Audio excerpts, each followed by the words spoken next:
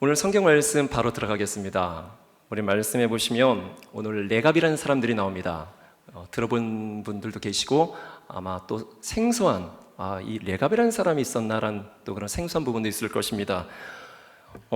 오늘 말씀에 하나님께서 예레미야 선지자에게 말씀이 임합니다. 레갑 사람들을 데려다가 포도주를 마시게 하라는 것입니다. 그래서 예레미야는 하나님의 말씀에 순종해서 이 레갑 사람들을 하나님의 성전으로 한 방으로 초청해서 그들 앞에 포도주가 가득한 종지와 술잔을 놓고 마실 것을 권합니다. 그런데 이 레갑 사람들이 선지자의 이 포도주를 권유해서 했던 이거를 단호하게 거절을 해요. 당시의 선지자의 권유한 것을 거절하는 것은 쉽지 않은 행동이었습니다. 그럼에도 이 레갑 사람들은 거절하는 거예요, 단호하게. 그 이유를 오늘 말씀에 6절, 7절에서 얘기합니다. 우리 한번 6절, 7절 한번 함께 읽겠습니다. 우리 6절, 7절이요. 같이 읽겠습니다. 시작. 그들이 이르되 우리는 포도주를 마시지 아니하겠노라.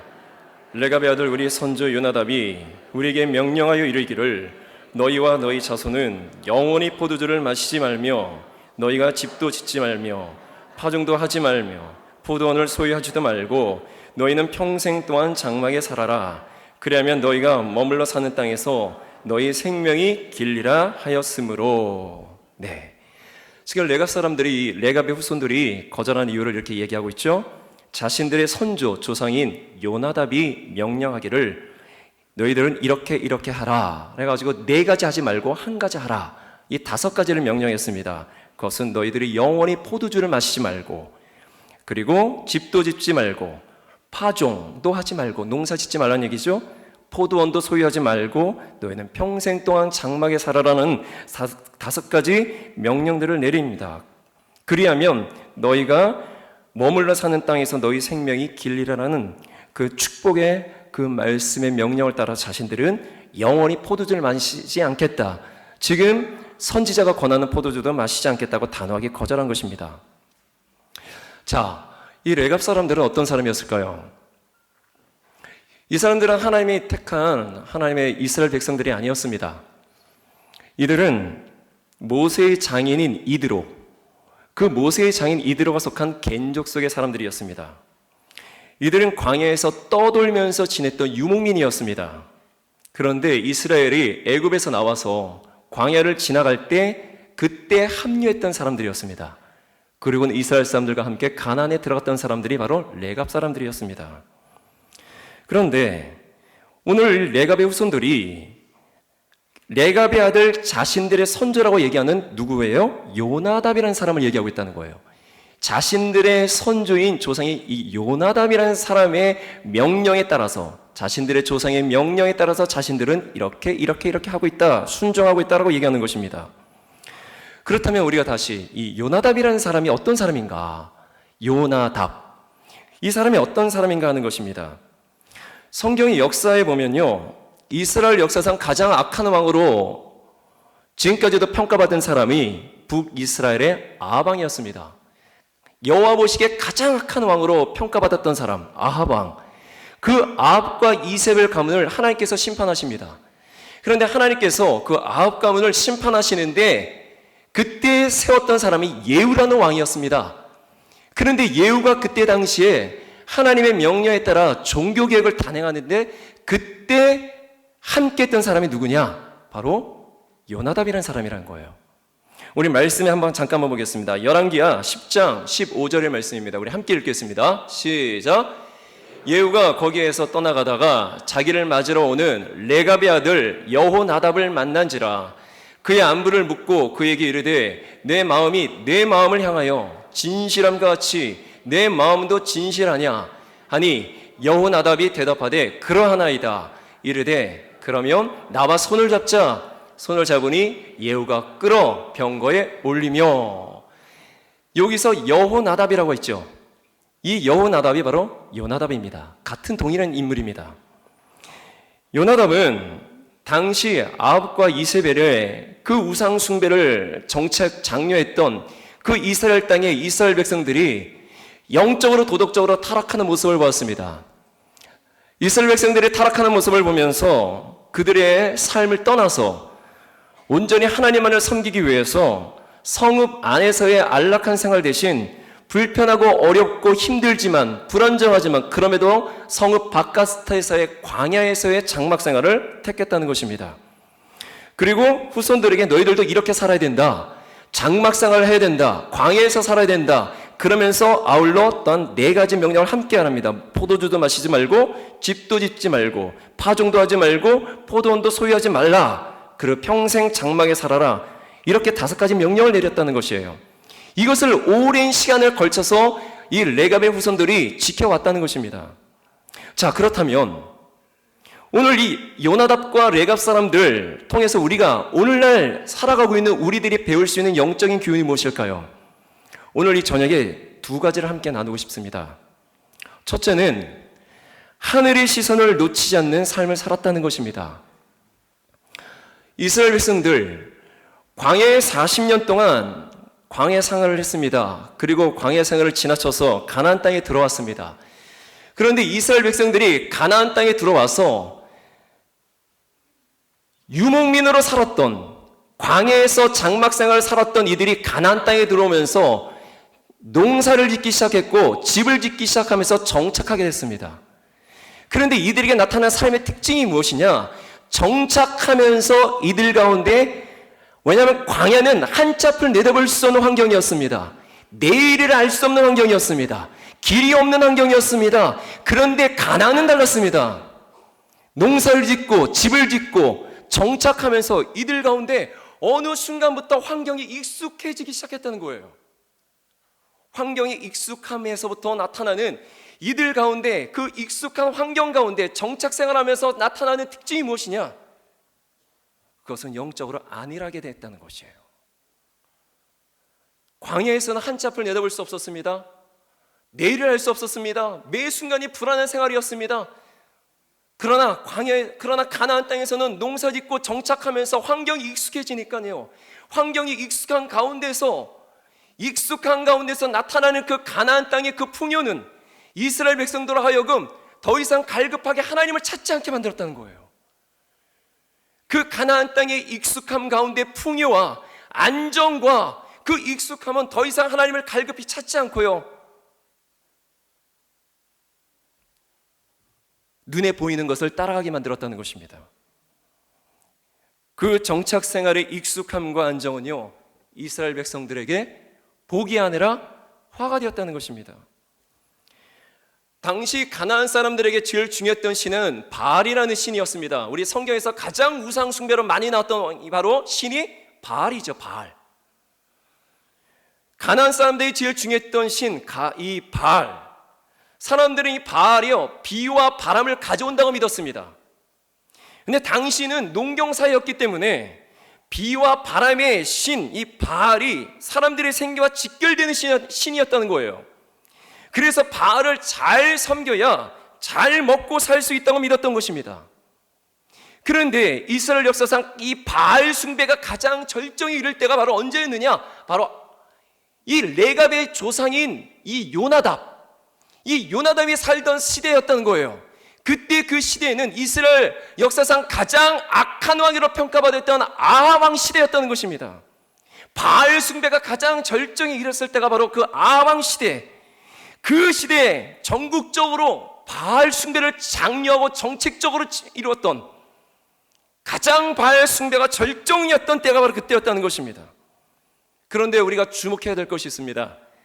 아합이요, 그 여호와 보시기에 악한 왕 바알을 가장 절정적으로 숭배하게 만들었던 그 아합이요, 여호와를 믿는 그 신앙을 금지하지는 않았다는 거예요. 우리가 생각할 때 여호와를 믿는 그 신앙을 금지해버리고 바알만을 섬기게 그렇게 정책적으로 필 줄 알았는데 그게 아니란 얘기예요. 이 아합 왕의 정책은 혼합주의였습니다. 여호와와 더불어 바알도 숭배하게 만들었다는 얘기예요. 그런데 어느 순간 이스라엘 백성들이 여호와를 위해, 하나님 위해 살지 않는 모습이 되었다는 거예요. 광야 40년 동안에요, 이스라엘 백성들이 40년 동안 훈련받은 것이 무엇일까요? 광야는 정말 사람의 살 데가 아닙니다. 불안정한 곳입니다. 불확실한 곳이에요.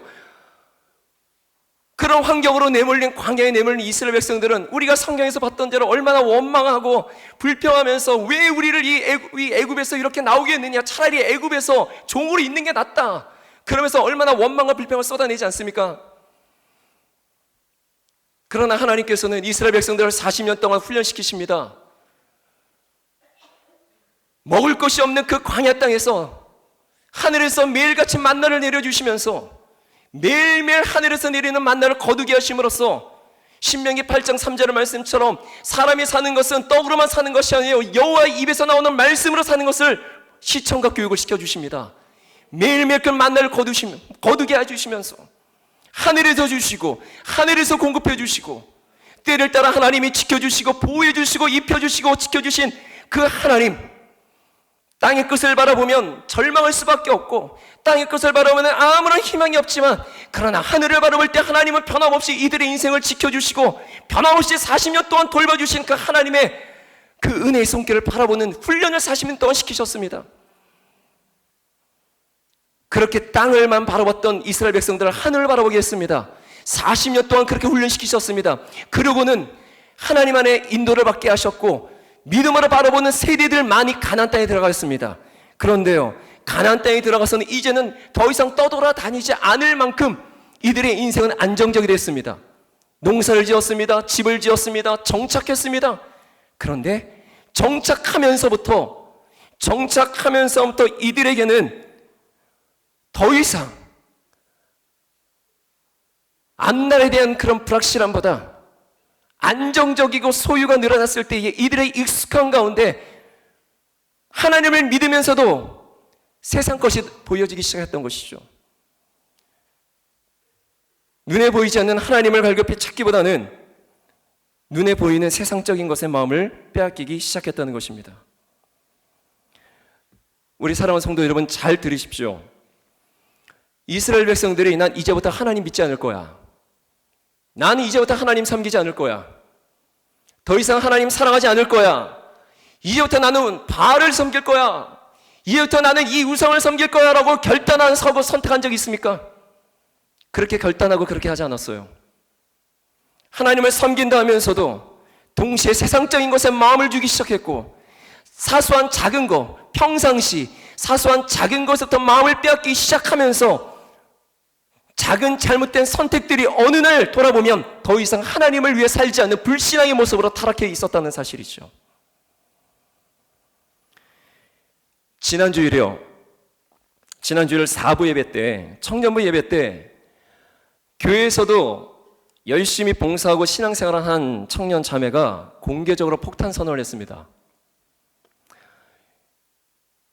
자신은 요즘 김신한테 푹 빠졌다는 거예요. 강대상 뒤에 제가 서 있는데 그 앞에서 자신은 요즘에 김신한테 푹 빠져가지고 정신 못 차리고 있다는 것입니다. 그 이야기를 뒤에서 듣는데 순간 깜짝 놀랐습니다. 당황했습니다. 그런데 이야기를 더 들어보니까 요즘 인기 있는 드라마 중에 김신하는 캐릭터를 연기하고 있는 배우에게 푹 빠졌다는 것입니다. 지금 웃으시는 분들 아마 그 드라마를 보시는 거라고 생각이 듭니다만, 요즘 젊은 세대에게 인기 있는 드라마인데요, 그 김신이라는 캐릭터를 연기하고 있는 공유라는 배우에게 푹 빠졌다는 것입니다. 정신 못 차린다는 거예요. 그런데 거기에 마음을 빼앗기고 거기에 시간을 빼앗기다 보니까 자신이 영적인 생활을 갖지 못한 것에 대한 반성과 회개에 공개적으로 고백했던 것입니다. 그러면서 이스라엘 백성들이 마음을 빼앗겼던 바알이며 아세라며 그런 우상이 지금 자신에게는 드라마였고 우상이었다고, 드라마였고 배우였다고 말하면서 사소한 것이지만, 그렇게 사소한 것에 마음을 빼앗긴 일이 된 일이지만 돌아보면 결코 그것이 사소한 일이 아닐 수 있다는 영적인 경각심을 갖고 얘기했다는 것입니다. 맞습니다. 이스라엘 백성들, 오늘부터 난 더 이상 하나님 믿지 않을 거야, 하나님 사랑하지 않을 거야, 하나님 섬기지 않을 거야, 이제부터 나는 저거 섬길 거야, 저거 바라볼 거야, 저거 의지할 거야, 그러지 않았습니다. 하나님을 섬긴다 말하면서도 눈에 바라보는 세상적인 거에 점점점 마음을 빼앗기게 되고 거기에 마음을 푹 빼앗기게 되고 사랑하고 거기에 집착하게 되면서 어느 순간 하나님을 위해 더 이상 살아가지 않는 그러한 불신앙의 모습을 보게 된 것이죠. 잘 우리가 생각하셔야 됩니다. 사람은 평상시에 마음에 품은 것들이 결국 나오게 되는 것입니다. 우리가 무엇인가를 분노를 폭발한다면 저 사람은 저럴 사람이 아니다라고 생각할 수 있는 부분일지 모르지만 이미 그 안에 내면에는 분노의 마음의 씨앗이 심겨져 있었기 때문에 다른 사람은 모르지만 하나님과 나만이 아는 내면에 하나님 보시기에 좋지 않은, 선하지 않은 악한 분노의 마음이 이미 쏟아졌기 때문에 그 싹이 자라서 열매되어 그리고 가시적으로 폭발하는 것이죠.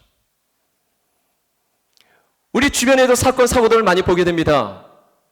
뭐 성범죄 사건이라든지 어떤 물질적인 횡령 사건이라든지 그런 일들을 보면 그것이 우발적으로 일어났다고요? 아니라는 것입니다. 우발적으로 일어난 것이 아니라 이미 그 안에는 내면 속에 그 마음에 무언가의 정욕적인 마음이 심겨지고 음행의 마음이 심겨지고 무력의 마음이 심겨지고 그런 마음이 내면에 싹이 피어지고 그것이 쌓이다가 결국에는 겉으로 가시적으로 나타나는 것이죠. 그렇기 때문에 내면에 평상시 내면에 우리 마음이 어디를 향하고 있는가가 너무나 중요하다는 것이에요. 이스라엘 백성들은 그 내면에 가나안 땅에 들어와서 살면서 더 이상 하나님을 갈급히 찾지 않고 더 이상 하나님을 갈급히 의지하지 않는 그 내면의 마음이 하나씩 무너지면서 그것이 결국에는 어느 순간부터 더 이상 하나님을 위해 살지 않는 그런 불신앙의 모습을 보게 되었다는 것입니다. 바로 요나답이 바로 이스라엘 백성들의 가나안 땅에 살면서 이렇게 변화되는 모습을 보았던 것이에요. 그래서 그런 모습을 보면서 이스라엘 백성들의 모습을 보면서 그 가나안 땅에 성읍 바깥에서의 생활, 영적으로 타락하는 이스라엘 백성들과 함께하지 않고 광야에서의 장막 생활을 선택한 것입니다. 그런 이스라엘 백성들이 술에 취하여 도덕적으로 성적으로 타락해가는 모습을 보면서 세상이 주는 즐거움과 쾌락에 취하지 않도록 절제하면서 포도주를 마시지 않고 포도원을 소유하지 말 것을 말했던 것이죠. 이 땅의 소유와 즐거움에 집착하거나 욕심부리지 않고 하늘의 소망을 두며 살기를 몸부림치며 살았던 사람이 바로 요나답이었습니다. 비록 광야에서의 삶이 불편하고 불안정하고 불확실하고 위험한 삶이었지만 그러기 때문에 순간순간 전심으로 마음을 다해 하나님을 향한 마음을 놓치지 않고 살아갈 수 있었다는 것이죠. 당인영 목사님께서 올 한 해 우리 영암교표 하나님이 목자 되시는 영암 공동체, 하나님이 목자 되시는 삶이라는 말씀의 주제를 가지시고 시편 23편의 말씀을 가지고 새해 첫 주의 말씀을 여셨습니다. 시편 23편의 저자 다윗의 고백, 여호와 하나님 나의 목자시니 내게 부족함이 없으리로다. 그 고백이 그냥 되어진 것이 아니라는 것입니다. 시편 23편은요 다윗이 왕이 되고 나서의 고백입니다. 많은 신학자들이 추측하기를 다윗의 아들 압살롬이 아버지를 배신하여 왕이 되고자 쿠데타를 일으키고 아버지 다윗을 죽이려고 다윗성으로 쳐들어왔을 때에 다윗이 위급한 그 상황 속에서 대처하지 못하고 왕궁을 황급히 빠져나가고 피신할 때 지었던 시가 바로 시편 23편의 배경이라고 보고 있다는 것입니다. 인간적으로 보면 얼마나 기가 막힌 일입니까? 남도 아니고 자기 아들이 자기를 죽이고 왕권을 탈취하려는 그 상황을 맞이한 다윗의 마음이 얼마나 기가 막히고 가슴 아픈 일이겠습니까? 얼마나 상황적으로 낙심이 되고 허무하고 절망적인 상황 아닙니까? 그럼에도 다윗이 여호와 하나님은 나의 목자시니 내게 부족함이 없으리라고 고백할 수 있었던 것은 이미 다윗에게는 이미 수십 년 전에 사울 왕으로부터 쫓김을 당하면서 광야로 도망가는, 쫓김을 당하고 광야로 내몰리는 그 광야 생활을 통해서 수없이 많은 고난과 연단과 어려움을 겪어가면서 그런 상황 속에서도 만났던 하나님, 그런 어려움 가운데서도 변함없이 자신의 인생의 목자가 되어주셔서 그 어려움과 위험 가운데서도 건져주신 그 하나님, 변함없이 자신의 인생에 함께 해주신 그 하나님, 건져주신 구원해주신 하나님에 대한 영적인 하나님에 대한 믿음과 신뢰가 그 안에 깔려 있었기 때문에 다윗은 그런 말도 안 되는 기가 막힌 그런 아들로부터 그런 어려움을 당하면서도 여호와 하나님은 나의 목자시니 내게 부족함이 없으로다, 그게 그냥 되어진 것이 아니라는 것이죠. 광야는요, 죽을 것 같은 곳입니다. 인생이 끝날 것 같은 곳 같은 곳이 바로 광야입니다. 그런데요, 돌아보면 광야는 하나님의 음성을 그 어느 때보다 더 깊이 들을 수 있는 곳인 줄 믿으시기 바랍니다. 광야는요, 죽을 것 같은 곳이고 인생이 끝난 것 같은 곳 같은데, 광야는 하나님의 손길을 경험하고 기적을 경험할 수 있는 곳이고 결국 그곳을 사는 곳이고 인생의 소망이 어디 있는지를 발견할 수 있는 곳인 줄을 믿으시기 바랍니다. 우리도 살다 보면요, 광야 같은 그런 환경에 내몰 때가 있습니다. 어느 순간 생각지 못했던 건강의 질병으로 찾아올 때도 있고요, 물질적인 어려움으로도 찾아올 때도 있고요, 앞날이 보이지 않는 계속되는 실패로 찾아오기도 하고요, 남편의 문제로, 아내의 문제로, 자녀의 문제로 찾아오기도 하고요, 인간관계 갈등과 상처로 찾아오기도 합니다. 철저하게 외롭게 만들 때가 있어요. 외로워질 때가 있습니다. 마음이 한없이 무너지고 낙심이 될 때가 있습니다. 두려움이 몰려올 때가 있습니다. 불안이 몰려올 때가 있습니다. 절망 가운데 몰려올 때가 있습니다. 그런데 그러기 때문에 하나님을 바라보게 된다는 것이죠. 그러기 때문에 마음을 다해서 하늘을 바라보면서 하나님, 내가 이렇게 연약합니다. 하나님 도와주세요. 하나님 도와주시면 안 됩니다. 정말 마음을 다해서 전심으로 하나님을 찾는 그곳이 바로 광야입니다. 하나님의 도움을 구하고 전심으로 하나님을 향하는 이 마음을 레가 사람들은 놓치지 않았다는 것입니다. 이렇게 하늘의 시선을 놓치지 않았던, 몸부림치면서 샀던 레갑 사람들, 우리 2017년을 살아가시는 우리 영안교회 성도님들 모두의 모습 속에서도 이런 영적인 줄기를 놓치지 않은 우리 성도님 되시기를 주님으로 축복합니다. 또 한 가지는 레갑 족속은 신앙의 계승에 성공한 사람들이라는 것입니다. 레갑 사람들은 이 예레미야 선지자가 포도주를 권유했을 때 단호히 거절하면서 3번이나 같은 말을 합니다. 6절, 8절, 10절의 말씀 보면 레갑의 아들 우리 선조 요나답이 우리에게 명령하여 이르기를, 8절에도 우리 선조 요나답이 우리에게 명령한 모든 말을 순종하여, 10절에도 우리 선조 요나답이 우리에게 명령한 대로 다 지켜 행하노라. 3가지 반복적인 말을 얘기합니다. 우리 선조 요나답이 말한 대로 다 지켜 행했다. 똑같은 3가지 말을 반복해서 이 레갑의 후손들이 얘기합니다. 선조 요나답의 명령에 순종해서 약 300년에 가까운 그 오랜 시간 동안 지켜왔다는 거예요. 우리 8절의 말씀 우리 다 같이 함께 읽겠습니다. 8절 말씀이요. 8절 다 같이 읽겠습니다. 시작.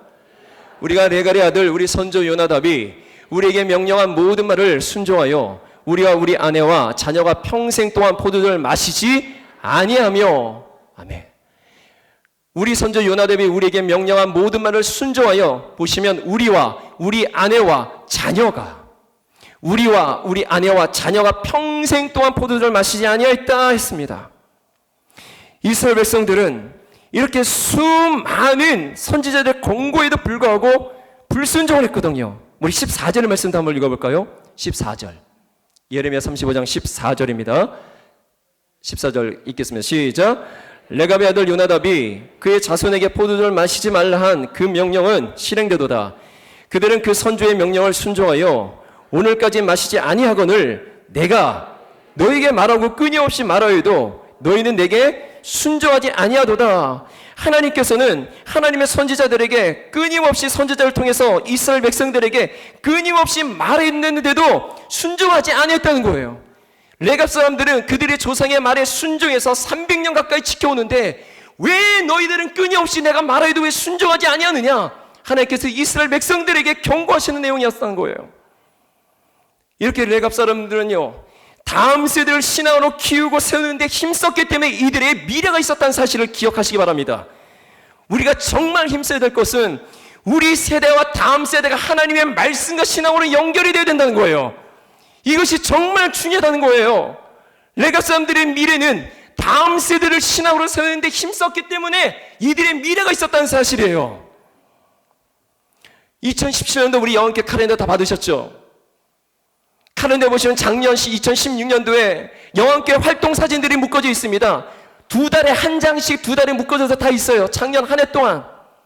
그런데 그 사진들을 보면서 제가 한 장 한 장을 넘기면서요, 느낀 것이 있습니다. 물론 제가 이 청년을 맡고 있기 때문에 더 그것이 보인지 몰라도요, 청년들이 그 사진마다 없는 데가 없어요. 청년들의 활동하는 모습들이 매 장마다 다 있어요.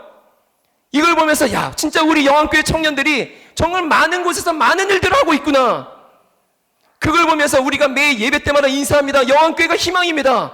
영안교회가 희망입니다 하는데, 영안교회가 희망인 이유를 청년들의 그 모습을 보면서 그렇구나, 왜 영안교회가 희망인구나, 그 이유를 알게 되며 감사할 수 있었던 시간이었어요. 정말 이 세상 속에서 우리 자녀들이 믿음으로 바르게 살아갈 수 있도록 돕는 것은 우리가 가장 힘써야 될 일인 줄 믿습니다. 그렇다면 다음 세대의 신앙을 위해서 우리가 가장 힘써야 될 것이 무엇일까요? 한 달 전에요, 당희정 목사님께서 CTS의 한국교회를 논하다라는 프로그램에 패널로 참여하셨습니다. 거기서 한국교회가 다음 세대를 어떻게 세워야 하는가라는 주제를 가지고 말씀하셨는데, 못 보신 분들은 홈페이지에 올라왔으니까 꼭 보십시오.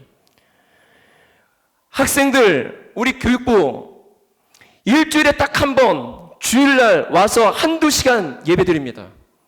그런데 그 한두 시간 예배 드린 그 시간에도 스마트폰의 주의를 빼앗기는 게 현실입니다.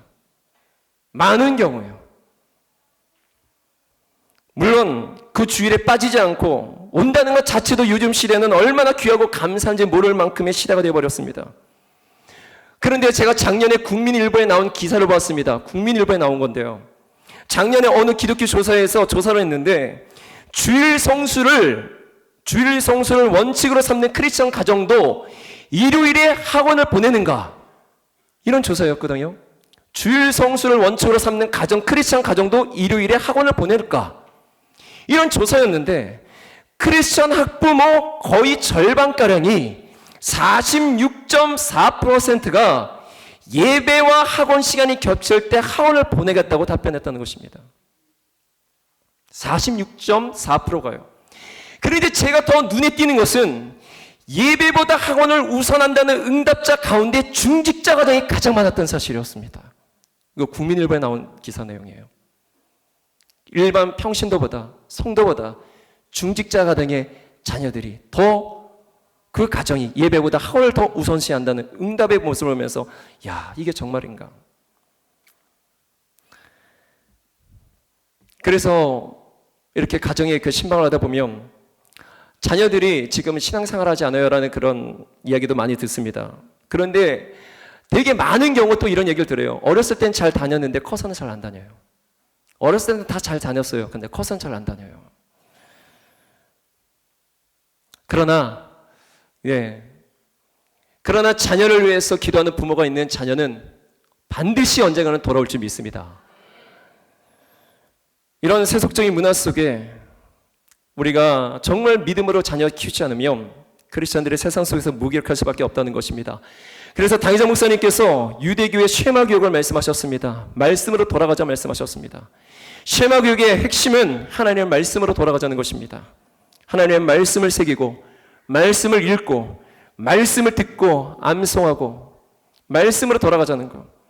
그런데 이것은 교회 주일학교만이 아니라 주일 학교에만 맡길 것이 아니라 가정에서 함께 부모님과 교사들과 함께 자녀들의 신앙에 말씀으로 돌아갈 수 있도록, 우리 자녀들의 말씀을 가까이 할 수 있도록 함께 힘써야 된다는 사실이에요. 왜요? 결국에는 자녀들을 살리는 것은 말씀이기 때문이에요. 하나님의 말씀을 붙드는 인생이 그 인생의 소망이 있기 때문입니다. 그래서 말씀으로 돌아가야 된다는 것입니다. 올해가 루터의 종교개혁 500주년을 맞이했습니다. 그래서 한국교회가 말씀으로 돌아가자, 성경으로 돌아가자는 캠페인을 열고 있습니다. 그래서 우리 교회도 성경책 가지고 오자 이런 운동도 하고 있습니다. 성경책 가지고 오는 사람이 그래도 말씀대로 살기를 힘쓴다는 것이죠.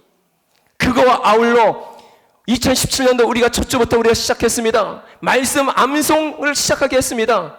시편 23편의 말씀, 우리 그 말씀으로 시작해서 우리가 새 말씀으로 시작했죠. 말씀 암송, 매 주마다 우리 성경 말씀 암송하고 있습니다. 이번 주에는 로마서 8장 26절의 말씀입니다. 로마서 8장 26절의 말씀을 우리가 이번 주에 말씀 암송인데 한번 해볼까요? 시작.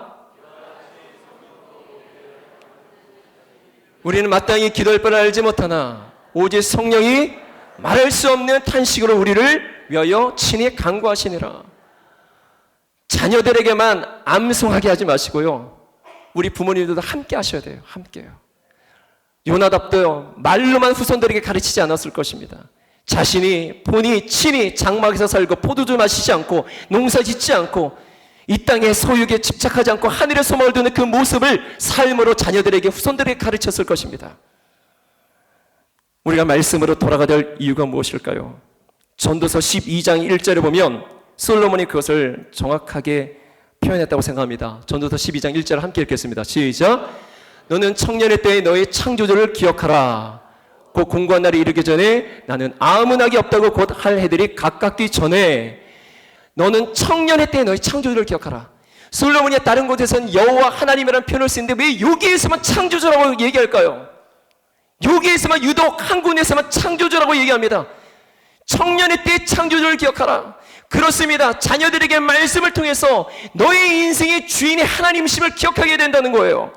하나님 안에서 너를 지으신 분이 하나님이시다. 너의 역사의 주인은 하나님이시다. 하나님 안에서 창조주신 하나님 안에서 목적을, 인생의 목적을 찾아갈 수 있도록, 하나님 안에서 꿈을 찾아갈 수 있도록 말씀을 통해서 깨닫게 해주시고 말씀을 통하여 이들을 이끌어 줘야 된다는 것이에요. 그것이 말씀을 가까이 들 이유인 줄 믿습니다. 지금 세상 사람은 내일 한치 앞을 내다볼 수 없다고 얘기합니다. 불확실한 세계, 2017년도 불확실한 세상이라고 얘기합니다. 이런 불확실한 세상 속에 오직 하나님의 말씀만을 붙드는 인생만이 길을 잃지 않는 인생으로 살아갈 수 있음을 믿으시기 바랍니다. 부모 세대와 우리 자녀 세대가 3대, 4대가 하나님의 말씀을 붙들고 끝까지 우리가 하나님의 말씀 의지하여 살아갈 때에 결코 그 인생 길을 잃지 않게 하시는 하나님의 선한 증거가 우리 사랑하는 영혼의 성도님들 가운데 함께 하시기를 주님의 이름으로 축복합니다. 기도하시겠습니다.